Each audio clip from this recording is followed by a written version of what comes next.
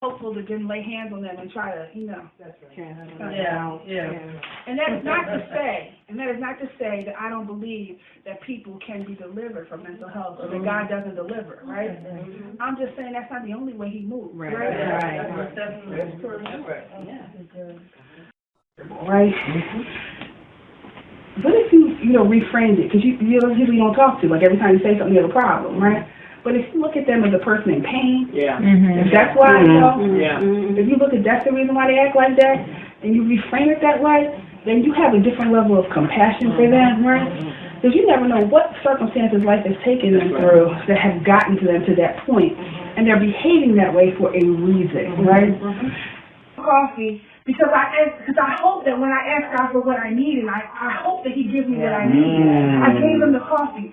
Sometimes we need to ask people, how can I support you? And for some people, when I ask people that, it's like, call me and remind me to go. Ask me, did I take my medicine?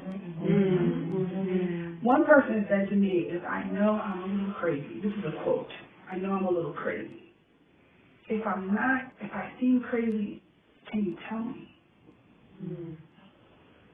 If I seem like I'm crazy, right? And I said, okay, right? But you know, she never seemed crazy to me. You know what seems crazy is that people know people have limitations and they act like they're crazy. You know, they don't make room for their limitations. But these same people got other stuff with them. They always chronically late. And they're like when I meet people with mental health disease, I say, have you taken your medicine? I say this to them. When they talk about the crack, I said, do you have a plan to hurt yourself? Do you have a plan to hurt yourself? And I say it as if I have no emotional attachment one way or the other to it, because that way they're not going to, I said, are you going to hurt yourself? Like I'm anxious about it? Right. I'm just saying, like, matter of fact, do you have a plan to hurt yourself? Right. Because, and you have to be deliberate. And you know, and then you have to look at not what they say, but how they react to what you say. Because you can tell. If they have a plan, they go, no. Then you can tell, right, if they do. Oh, and it's not even, like, you don't even have to be, like, so discerning. Because the shock value of you asking, right, deliberately will shock them. And then they go, no, I don't have a plan, but you can tell right on their face that they do. Now, I think that we can attend to that in some ways, right? We can say something like, do you really need help? Or is this something you can do? If you need help, what kind of help do you need, right?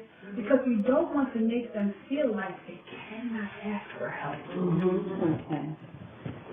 So then you have people in the church, and then when you offer help, they don't even know that they deserve help.